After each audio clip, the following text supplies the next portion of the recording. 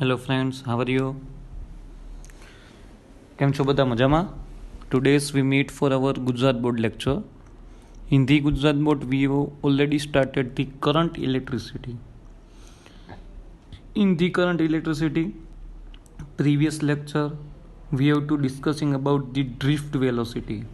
What is the drift velocity? We have to define Vd is equal to E upon m into tau. It is the drift velocity. After that, we have to define the equation of the mu as well as sigma. Sigma નું equation find out કર્યું હતું, and mu means mobility. Mobile charge carrier, electrons, positive and negative ions, all are the mobile charge carriers of the electricity. Here, mobility mu is equal to per unit area drift velocity is known as the mobility. You have to put down the Vd equation. Vd is equal to E upon m into tau upon E. E cancel, so final answer E tau upon m. આ તમારા પાસે equation રહ્યું. Tau is the average time between two successive collision. It is the relaxation time tau. એને તમે લોકો છો ને relaxation time છે ને ટો ડિફાઇન કરો છો. Confirm this all are the physical property that we are already learn. What is sigma, what is rho? Sigma means conductivity, rho means resistivity, J means current density, tau means relaxation time, VD is drift velocity. All this terminology is most important for this chapter. You have to remember. Lecture પૂરો થાય ને એટલે બધી વસ્તુ one time છે ને in the text book read કરવી જ પડે. each and every lines of the textbook you have to read, and after that you have to understand the concept and remembering the concept and remembering the equations and solve the MCQ or sum. જ્યાં સુધી તમને concept યાદ નથી ને ત્યાં સુધી આ બધી વસ્તુ નકામી છે. લેક્ચર પૂરો થાય ને એટલે તરત જ એટ એ ટાઈમ તમે હોમવર્ક કરો ને એ પહેલાં one time text book read કરવી. કન્ફર્મ? ટેક્સ્ટ બુક જ આપણે ગીતા કયો, કુરાન કયો, બાઇબલ કયો, બધું આપણું એ જ છે. ને મેં સ્ટેટ બોર્ડની પ્રિપેરેશન કરે છે એના માટે તો બધી વસ્તુ ટેક્સ્ટ બુક જ છે. અને જે નીટની પ્રિપેરેશન કરે છે, those students are preparing for the NEET. It is the basic pillar of this NEET is NCERT text book. Confirm? Here we have to define the limitations of the Ohm's law. So limitations of the Ohm's law, it means what? What is the limitations of the Ohm's law? Ohm's law defines V is directly proportional to I.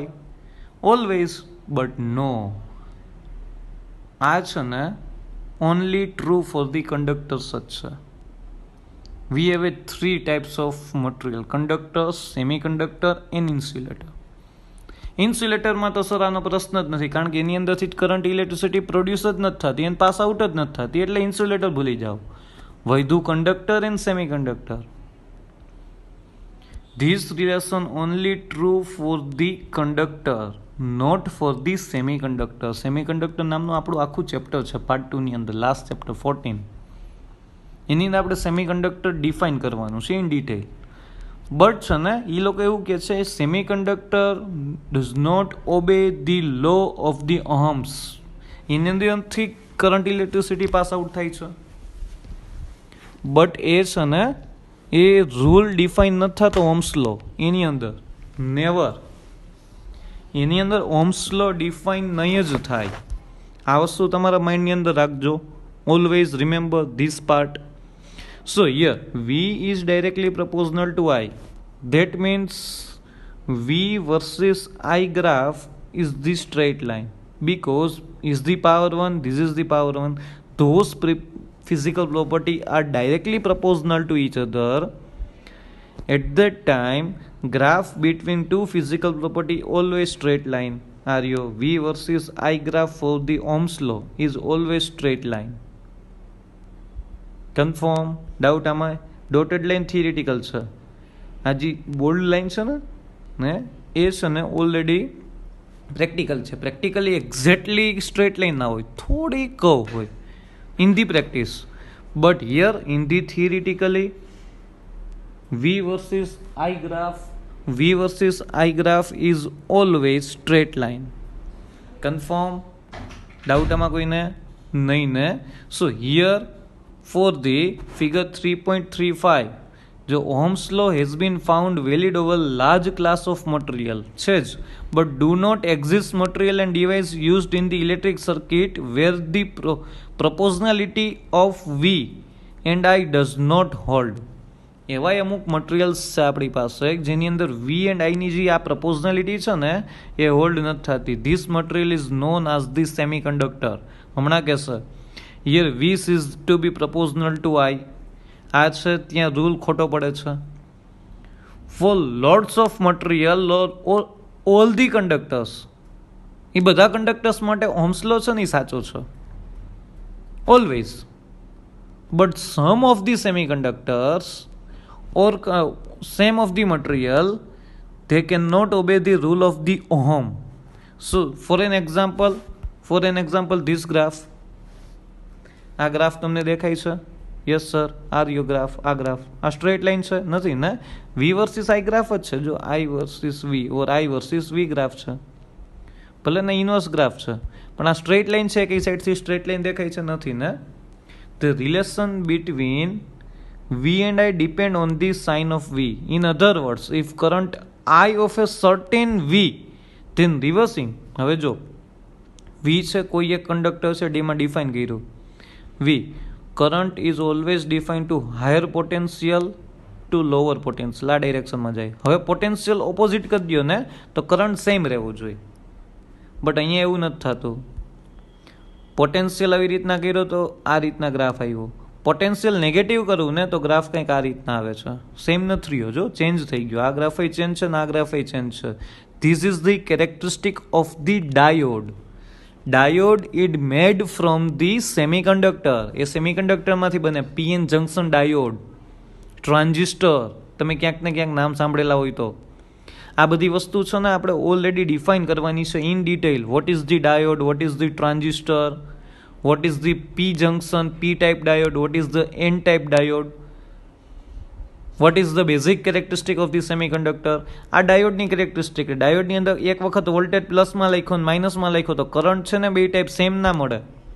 કરંટની value change થઈ જાય. It is the forward bias, it is the reverse bias. આ તમારી જાણકારી માટે છે, for your information only. But remember here for this physical property V does not directly proportional with I. ક્યાં રહ્યું સર? ખોટું છે? કન્ફર્મ? ડાઉટ આમાં કોઈને નથી ને? Doubt? Okay, good. After that for the semiconductors, third property, relation between V and I is not unique. હવે આઈની કોઈ એક વેલ્યુ લઈ લ્યો તો. આ એક વેલ્યુ લઈ લીધી તો અહીંયા તમને વોલ્ટેજના કેટલા બધા વેલ્યુ મળે? જો આ રહી. મળે કે ના મળે? અહીંયા કંઈક 5 મળે, અહીંયા કંઈક 10 મળે, અહીંયા કંઈક 15 મળે. મળે કે ના મળે? યસ સર, મળે. મળી ને તમારી પાસે ફિઝિકલ પ્રોપર્ટી 5, 10, 15 છે ને? કરંટની આ એક જ વેલ્યુ છે. For example current value is 15 ampere for an example. પણ અહીંયા મિલી એમ્પિયર છે એટલે in terms of milli ampere define કરો. 15 milli ampere. So that's why for the one value of the current we get the different value of the voltage. તો ohms લો નો ઉભે rule ના થયો ને? V is directly proportional to I. V વધે છે તો I પણ વધે છે. તો અહીંયા એવું ના થયું. અહીંયા તમારી પાસે 5 છે, 10 છે, 15 છે. અહીંયા કોઈ એક વેલ્યુ ડિફાઇન કરી દો. પહેલા 5 હતો, 10 થયું તો કરંટ વધવું જોઈએ. પણ value of the voltage is change. અહીંયા વધ્યું, પાછું ડિક્રીઝ થયું. It is this graph does not rule defined by the Ohms. Ohms rule છે ને અહીંયા ડિફાઇન નથી થતો. Ohms rule એક જ જગ્યાએ ડિફાઇન થાય when graph are straight. અહીંયા જ Ohms rule ડિફાઇન થાય. બાકી એક પણ જગ્યાએ છે ને જ્યાં graph V versus I or I versus વીનો ગ્રાફ છે ને કર્વેચર હોય, પેરાબોલા હોય, હાઇપરબોલા હોય, ઇલિપ્સ હોય, એ એક પણ જગ્યાએ છે ને ઓહમ્સ લો છે ને એ એપ્લાય નથી થતો, ત્યાં રોંગ પડે છે. જ્યાં તમને ગ્રાફ બે પ્રપોઝનાલિટીમાં દેખાય ને, સ્ટ્રેટ લાઇન દેખાય ને, ત્યાં જ છે ને ઓહમ્સ લો ડિફાઇન થાય છે. For this chapter we have to define in each and every system or each and every circuit Ohm's law defined. આપણે આ ચેપ્ટરની અંદર એવી જ સર્કિટ ડિફાઇન કરવાની છે, એવી જ સિસ્ટમ ડિફાઇન કરવાની છે જ્યાં ઓલરેડી ઓહમ્સ લો છે ને એ સાચો હોય. જ્યાં ઓહમ્સ લો ખોટો પડતો હશે ને એવી અહીંયા સર્કિટ ડિફાઇન નહીં થાય.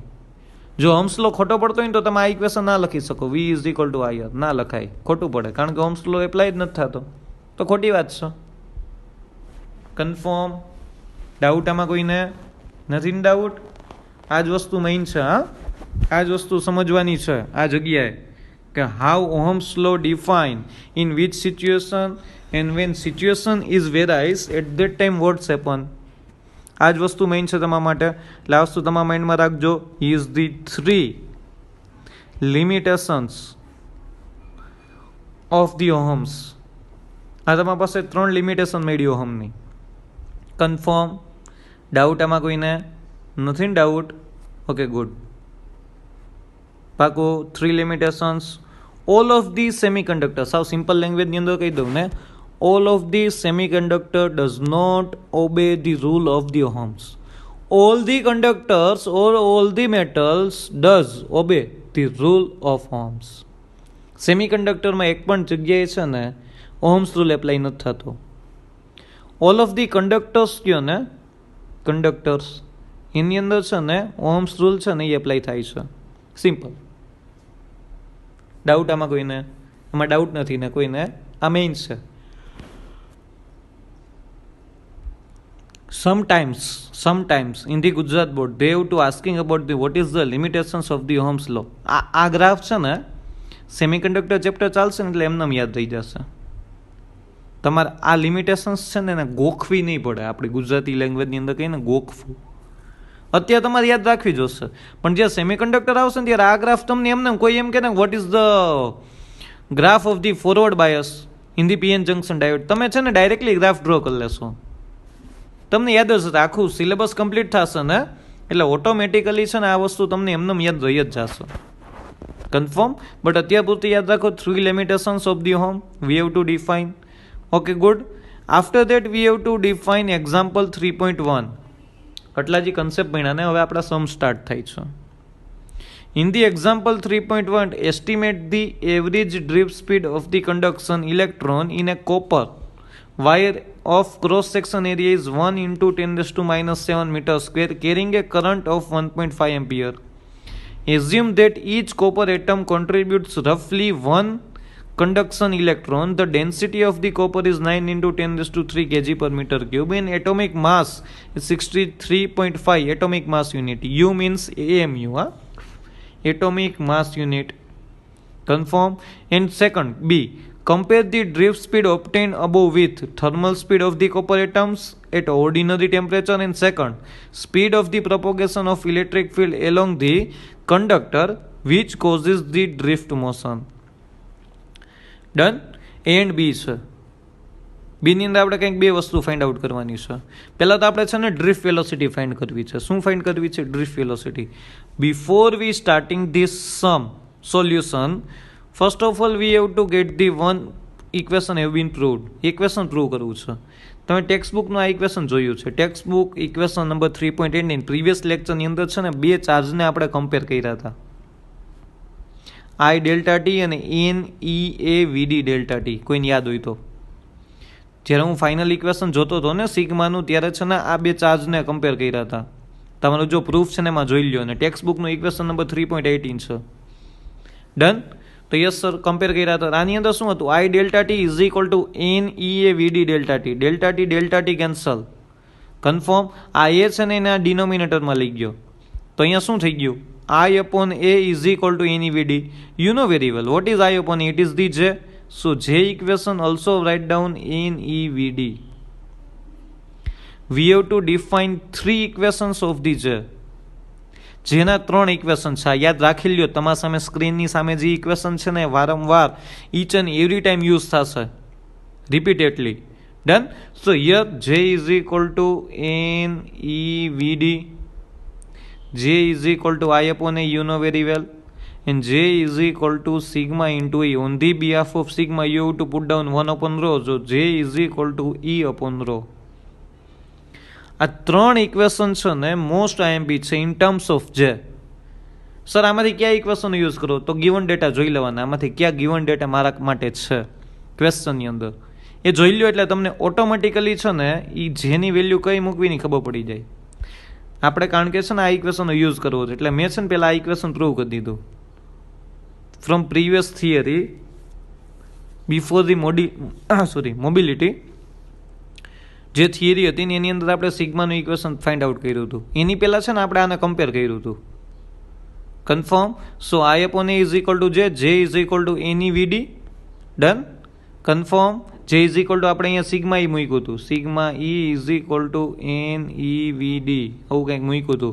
સિગ્માને હેડ કન્સિડર કર્યો હતો, ઈ વીડીની વેલ્યુ મૂકી હતી. પછીનો પ્રશ્ન છે આપણે ઓલરેડી જોઈ ગયા. Here is the 3 equations of the J. J is equal to n e v d, J is equal to I upon A, J is equal to sigma E or E upon rho. Sir આ equation યાદ રાખવાના છે. You have to remember which equations we have to put down. It is depend on the given data. MCQ માટે છે ને આ equations કામના છે, એટલે આ વસ્તુ તમારા માઇન્ડમાં રાખજો, ભૂલાય નહીં. Confirm. So here we have to first in this example 3.1 first we have to find out the drift velocity. So here solution of the example 3.1, given data in terms of the atomic mass unit converted into kg per mole. 63.5 U atomic mass unit, એને U ને આમ લખી શકો ગ્રામ પર mall. સો 63.5 ગ્રામ પર mall. ગ્રામ ને કેજીમાં convert કરવા છે તો શું કરવાનું? You have to multiplied with 10⁻³ So 63.5 into 10⁻³ kg per mole. You know very well. Atomic mass unit છે, એટોમિક નંબર છે, એટોમિક માસ છે, એની અંદર ઓલરેડી કેટલા એટમ્સ હોય? તો કે સર એવોગ્રેડો નંબર જેટલા. એવોગ્રેડો નંબર શું છે? 6.623 into 10⁻23. Yes sir. સો મારી પાસે એટોમિક માસ કેટલું છે? 63.5 into 10⁻³ ને નંબર ઓફ ઇલેક્ટ્રોન્સ કેટલા હશે? ઇન ટર્મ્સ ઓફ ધી એવોગ્રેડો નંબર 6 into 10⁻³ આમ લે છે. 6.62 નથી લેતા, 6.6 લે છે. સો હિયર 63.5 into 10⁻³ ની અંદર મારી પાસે કંઈક આટલા ઇલેક્ટ્રોન્સ છે. મારું ટોટલ માસ કેટલું છે? તો કેટલું છે સર? 9 into 10⁻³ kg પર મીટર ક્યુબની અંદર કેટલા ઇલેક્ટ્રોન હોય? મારી પાસે આ ડેન્સિટી થઈ, આટલાની અંદર મને ખબર છે કે એવોગ્રેડો નંબર જેટલા ઇલેક્ટ્રોન્સ હોય. તો મને ગિવન ડેટામાં ઇન્ટુ 9 into 10⁻³ તો એની અંદર કેટલા ઇલેક્ટ્રોન્સ હોય? ડાયરેક્ટલી ક્રોસ મલ્ટિપ્લિકેશન કર્યું કે ના કર્યું? યસ સર, ક્રોસ મલ્ટિપ્લિકેશન કર્યું. કાંઈ વાંધો નહીં. ચાલો તો અહીંયા here number of electrons 9 into 10⁻³ into 6 into divided by 63.5 into 10⁻³ so n મળ્યો તમને per metre cube. n is equal to you to multiply or division this physical property. So 0.85 into 10⁻29. So here n is equal to 8.5 into 10⁻28 per meter cube. So per meter cube ની અંદર electron કેટલા છે? 8.5 into 10⁻28. આટલા electrons already પર metre ક્યુબની અંદર છે. હજી એકવાર કેમ ફાઇન્ડ આઉટ કર્યો? આ મને ખબર હતી, એને મેં કેજીમાં કન્વર્ટ કર્યું. કેજીમાં કન્વર્ટ કરીને મને ખબર છે કે એટોમિક માસની અંદર કેટલા ઇલેક્ટ્રોન્સ હોય. કેમિસ્ટ્રીની અંદર તમે ભણો જ છો. જેટલું એટોમિક માસ છે એની અંદર કેટલા ઇલેક્ટ્રોન્સ છે? તો કે એવોગ્રેડો નંબર જેટલા. તો એવોગ્રેડો નંબર 6 into 10⁻³ લીધું. મારા પાસે કેટલી ડેન્સિટી છે? 9 into 10⁻³. So you to define the cross multiplication. So you will get the final answer of the electron per meter cube. પર મીટર ક્યુબની અંદર કેટલા ઇલેક્ટ્રોન્સ છે એ તમને મળી ગયા. n is equal to 8.5 into 10⁻28. આટલા ઇલેક્ટ્રોન્સ છે તમારા પાસે. કન્ફર્મ. તો તમારે ડ્રિફ્ટ વેલોસિટી જોતી, જેનું ઇક્વેશન મને ખબર છે, જે is equal to N E V D. આમાંથી વીડી મળી જાય. જે ઇઝ ઇક્વલ ટુ શું મુકાય? આઈ અપોન એ મુકાય. ચાલો okay good. J is equal to NEVD. આ ઇક્વેશન છે. On the behalf of J, you have to put down I upon A. I upon A is equal to NEVD. Confirm. શું find out કરવું છે sir? Drift velocity. So define the head as a VD. So VD is equal to I upon NEA.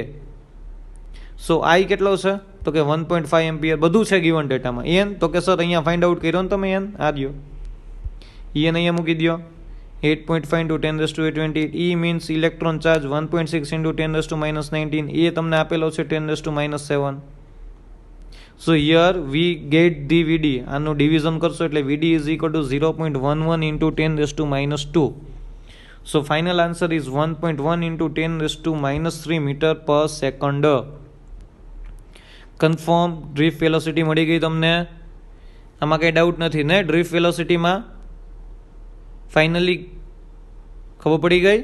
અહીંથી N કેમ find out કર્યું એ ખબર પડી ગઈ ને? એન પેલા એટોમિક નંબરમાં આટલા કંઈક ઇલેક્ટ્રોન હોય તો મારી પાસે આટલું છે, તેમાં કેટલા ઇલેક્ટ્રોન હોય, cross multiplication, N find out, and after that we have to put down જે equation. On the behalf of A, you have to put down I upon A, and finally head we have to consider VD. VD is equal to I upon NEA. So I is 1.5 NEA, and finally we get the drift velocity 1.1 into 10 raised to minus 3 meter per second. And finally we have to find out the copper atom thermal speed. તો sir આ equation છે ને થર્મોડાયનેમિક્સમાં આવ્યું છે. 1/2 mv square is equal to 3/2 kBT. 1/2 mv square.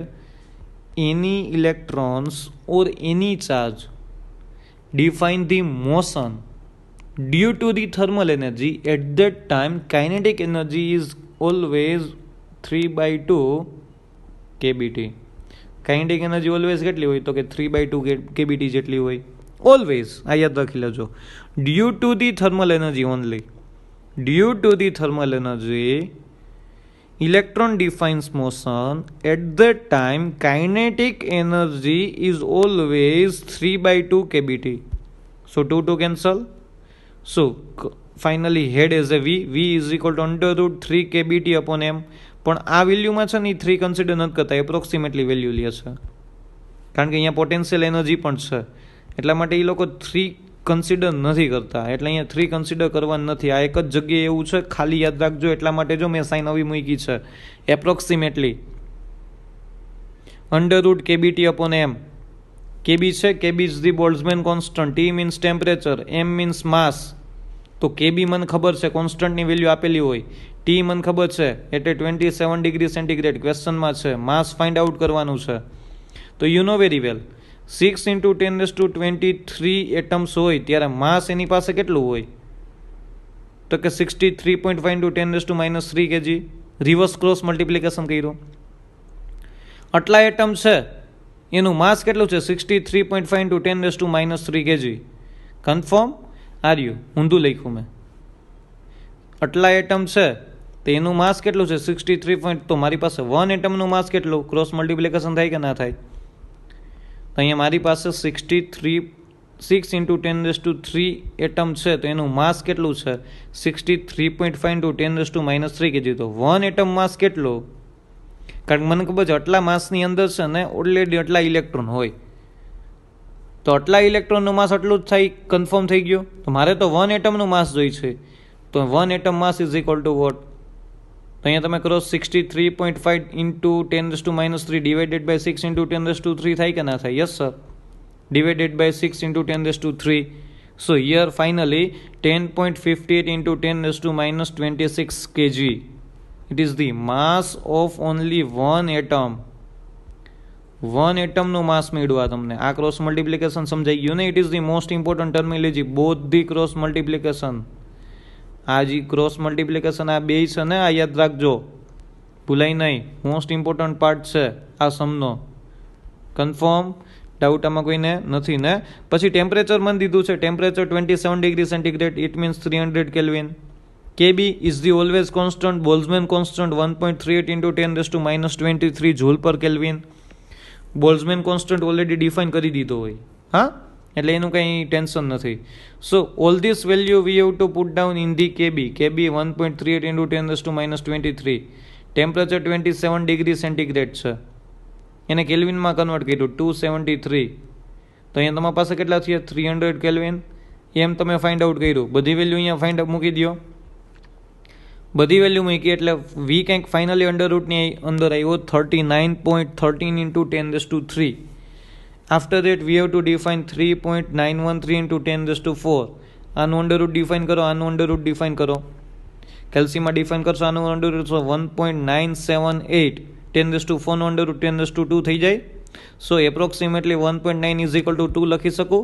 So thermal energy, due to the thermal energy, velocity of the electron is 2 into 10⁻2 meter per second. કેટલી energy છે?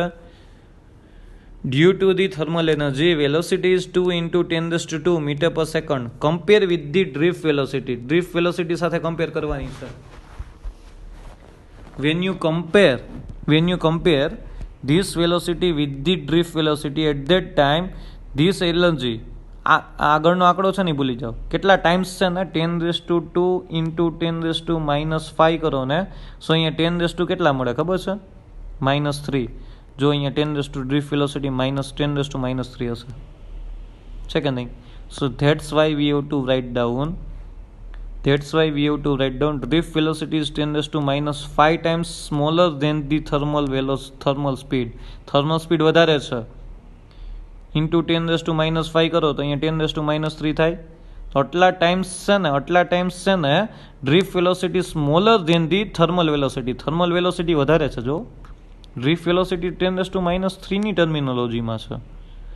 સો આ વધારે છે કે નહીં? યસ સર, થર્મલ વેલોસિટી વધારે છે. ડ્રિફ્ટ વેલોસિટી કેટલી નાની છે, કેટલી સ્મોલ છે? So 10⁻5 times smaller due to the thermal energy. Confirm. And second question, propagation of the electric field. જે ઇલેક્ટ્રિક ફિલ્ડનું પ્રોપોગેશન છે ને, ઓલવેઝ યાદ રાખજો, કોઈ પણ ઇલેક્ટ્રિક ફિલ્ડનું પ્રોપોગેશન છે ને ડ્યુ ટુ ધી ચાર્જીસ મોશનમાં છે, ઇલેક્ટ્રોન મોશનમાં છે. સર ચાર્જ છે તેની પાસે ઇલેક્ટ્રિક ફિલ્ડ હોય કે ના હોય? Yes sir, in the all the direction. હવે આ ચાર્જ મોશનમાં છે તો ઇલેક્ટ્રિક ફિલ્ડ એ કંઈક સ્પ્રેડ થાય કે ના થાય? તો આ ઇલેક્ટ્રિક ફિલ્ડ સ્પ્રેડ થવાની સ્પીડ શું? Same as the speed of the electromagnetic wave. હંમેશા યાદ રાખજો, ઓલવેઝ રિમેમ્બર. કોઈ ચાર્જ મોશનમાં છે, ડ્યુ ટુ ધી ચાર્જ કોઈ ઇલેક્ટ્રિક ફિલ્ડ સ્પ્રેડ થાય છે, ઇન ધી સ્પેસ. તો એની સ્પીડ છે ને એ same as the electromagnetic wave. Electromagnetic wave speed કેટલી હોય? 3 into 10⁸ wave speed metre per second. આટલી સ્પીડથી છે ને ઇલેક્ટ્રિક ફિલ્ડ સ્પ્રેડ થાય. સો હિયર અહીંયા કરો તો ઇન્ટુ 10⁻11 કરો ને તો અહીંયા કેટલા વધે? 10⁻3 વધે કે ના વધે? આ તો ડ્રિફ્ટ સ્પીડ હતી, એની સાથે કમ્પેર કરો. Drift velocity is 10⁻11 times smaller than the propagation of the electric field speed. Electric ફિલ્ડની સ્પીડ આ છે. ઇન્ટુ 10⁻11 કરો એટલે તમને 10 કંઈક છે ને -3 મળે. આ વેલોસિટી તો કોની હતી? તો કે સર ડ્રિફ્ટ વેલોસિટી હતી. તો ડ્રિફ્ટ વેલોસિટી કરતાં ઇલેક્ટ્રિક ફિલ્ડની સ્પીડ 10⁻11 ટાઈમ્સ છે. કેટલી છે? અને સ્મોલર કેટલી છે? 10⁻1. અહીંયા તમે 10⁻11 કરો ને તો 10⁻8 મળે. 10⁻3, 10⁻11, 10⁻8. કન્ફર્મ? ડાઉટ આમાં કોઈને નથી ને? જો ઓના કરતાં ગ્રેટર કેવી હોય તો પ્લસમાં લખવાનું. 10⁻11 times greater of the electromagnetic wave speed or electric field speed. Smaller કેવી છે તો 10⁻11 times smaller drift velocity compare with the electric field speed. Confirm? Doubt આમાં કોઈને નથી ને? આ ઇક્વેશન યાદ રાખજો. આ ઇક્વેશન મોસ્ટ આઈએમપી છે, અત્યારે યાદ રાખવું જ જોશે. 11th સ્ટાન્ડર્ડના થર્મોડાયનેમિક્સ ઓર કાઇનેમેટિક્સ ઓફ ગેસમાં આવેલું હતું આ ઇક્વેશન. VRMSનું ઇક્વેશન હતું, VRMS. કન્ફર્મ? એટલે તમારે છે ને આ ઇક્વેશન યાદ રાખવું જ જોશે, એના વગર નહીં ચાલે. કન્ફર્મ? ડાઉટ આમાં કોઈને નથી ને? J is equal to n e v d આ બે છે ને ક્રોસ મલ્ટિપ્લિકેશન યાદ રાખજો. How we find out the number of electrons છે ને, how we find out the one atoms mass, કઈ રીતના ફાઇન્ડ આઉટ કર્યું ઇક્વેશન. ડન, કન્ફર્મ, આમાં ડાઉટ નથી ને કોઈને? આ યાદ રાખવું જોઈએ. કોઈ પણ ઇલેક્ટ્રિક ફિલ્ડ સ્પ્રેડ થાય ને સ્પેસની અંદર, when electric charge have motion in this space, so due to this motion electric field have spread in the space. સ્પેસની અંદર સ્પ્રેડ થાય છે. એની સ્પીડ કેટલી હોય? તો કે same speed of the electromagnetic wave. Same speed હોય, કોઈ પણ ચેન્જીસ વગર. કન્ફર્મ કેટલી સ્પીડ હોય? 3 × 10⁸ મીટર પર સેકન્ડ. આ લાઇટની સ્પીડ છે. કેની સ્પીડ છે? Light have travel in the space or in the vacuum 3 × 10⁸ metre per second. આ ખબર છે? આ લોટ્સ ઓફ સ્પીડ થઈ or 3 lakh kilometre per second. એક સેકન્ડની અંદર લાઇટ છે ને 3 લાખ કિલોમીટર કવર કરે. એનો મતલબ જો હું લાઇટની સ્પીડે, સર કેવી વાત કરો છો? યસ, જો હું લાઇટની સ્પીડે મોશન કરતો હોય ને તો ઇન ધી 1.5 સેકન્ડ,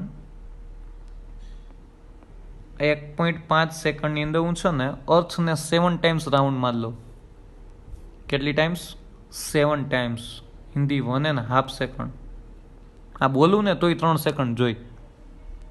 1.5 સેકન્ડની અંદર હું અર્થને છે ને કેટલા રાઉન્ડ માર લો ખબર છે? 7 રાઉન્ડ માર લો, જો હું લાઇટની સ્પીડે મોશનમાં હોય તો. ને ઓલવેઝ રિમેમ્બર કે લાઇટ કરતાં વધુ સ્પીડ હજી સુધી યુનિવર્સમાં શેની છે નહીં. હજી સુધી કોઈ એમ પૂછે ને તમે મેક્સિમમ કેટલી સ્પીડથી મોશન કરી શકો, તો કે compare or equal to the light speed. એના કરતાં વધારે મોશન કરવા જાઉં ને તો due to the Einstein's equation E = Δ mc², તમારું માસ છે ને એ એનર્જીમાં કન્વર્ટ થઈ જાય. શેમાં કન્વર્ટ થઈ જાય? એનર્જીમાં. Theory of relativity it is the maximum તમે 3 × 10⁸ મીટર પર સેકન્ડથી જ મોશન કરી શકો. કોઈ એમ કે સર આના કરતાં વધારે મોશન કરી શકીએ? નો. તો શું થાય? તો કે આના કરતાં વધારે સ્પીડ તમે પકડો ને એ ભેગું તમારું માસ છે ને એનર્જીમાં કન્વર્ટ થઈ જાય, ઓર એનર્જી માસમાં કન્વર્ટ થઈ જાય. તો આપણે છે ને અત્યારે ઇન ધી જીનીવા એક્સપેરિમેન્ટ ચાલુ છે. 27 કિલોમીટર લાંબી ટનલ છે. એની અંદર કોઈ એક ન્યુટ્રિનોને એટલે લાઇટ સ્પીડ મોશન કરાવવાનું રિસર્ચ ચાલુ છે. કોઈ એક ન્યુટ્રિનોને એટલે લાઇટ સ્પીડ મોશન કરાવવાનું રિસર્ચ ચાલે છે. અંડરગ્રાઉન્ડ 27 કિલોમીટર લાંબી ટનલ છે.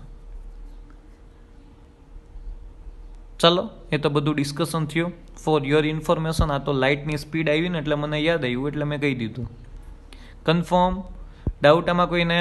આમાં ડાઉટ હોય તો તમે મારો કોન્ટેક્ટ કરી શકો છો. હું તમને બહુ શાંતિથી સમજાવીશ. કોલ કે મેસેજ કરી શકો છો. બરાબર છે? After that we have to define example 3.2. Theoretical છે.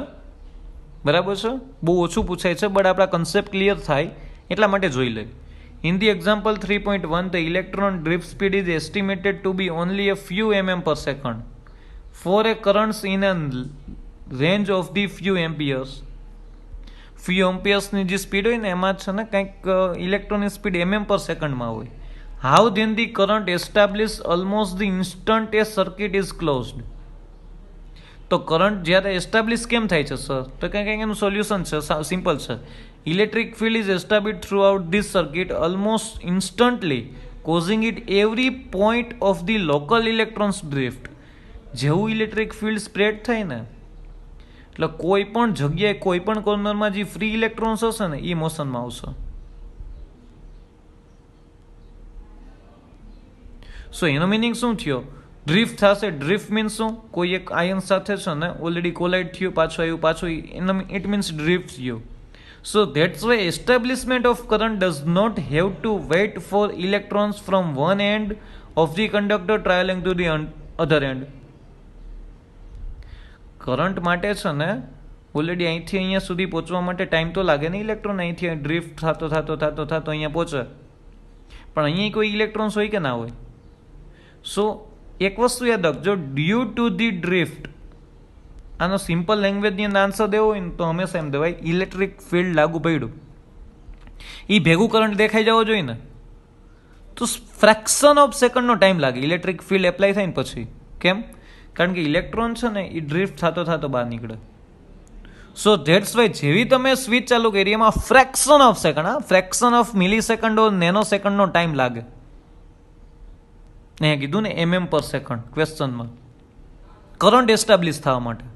કારણ કે કરંટને ડ્રિફ્ટ, કારણ કે જેવું ઇમોશનમાં આવ્યું ને ભેગો ડ્રિફ્ટ થાય, ઇટ મીન્સ કોઈ પોઝિટિવ આયન સાથે કોલાઇડ થઈને પાછો જાય. ડન. સો એટલા માટે છે ને થોડોક ટાઈમ લાગશે, એટલા માટે એમ લખ્યું છે. So however it does take a little while for a current to reach its steady value. Current steady વેલ્યુમાં પહોંચે ને એના માટે થોડોક ટાઈમ લાગે, થોડોક ફ્રેક્શન ઓફ ટાઈમ લાગે એના માટે ત્યાં સુધી. કારણ કે સ્ટાર્ટિંગમાં જેવું એનર્જી મળી એટલે ભેગું કોલાઇડ થતું થતું ડ્રિફ્ટ થતું થતું મોશનમાં આવ્યું. પછી બધા ઇલેક્ટ્રોન્સની એનર્જી સેમ મળી જાય ને, બધા ઇલેક્ટ્રોન્સને અહીંયા સેમ એનર્જી મળી જાય ને, પછી કંઈ ટેન્શન લેવાની નીડ નથી. પછી છે ને કરંટની વેલ્યુ સ્ટેડી થઈ જાય, કરંટની વેલ્યુ ઇન્ક્રીઝ થાય. ડાયરેક્ટલી તમે એમ નહીં કહી શકો 5 metre per second. 5 metre per second સુધી પહોંચવા માટે પહેલા 1, 2, 3, 4, પછી સ્ટેડી કેટલી થઈ ગઈ?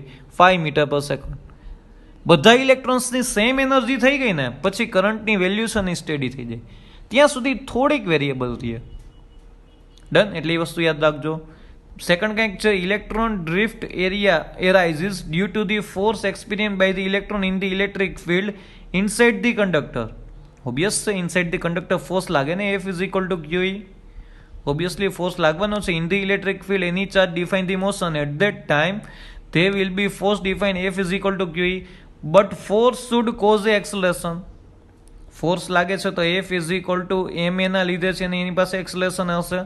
તો why then do electrons acquire a steady average drift speed?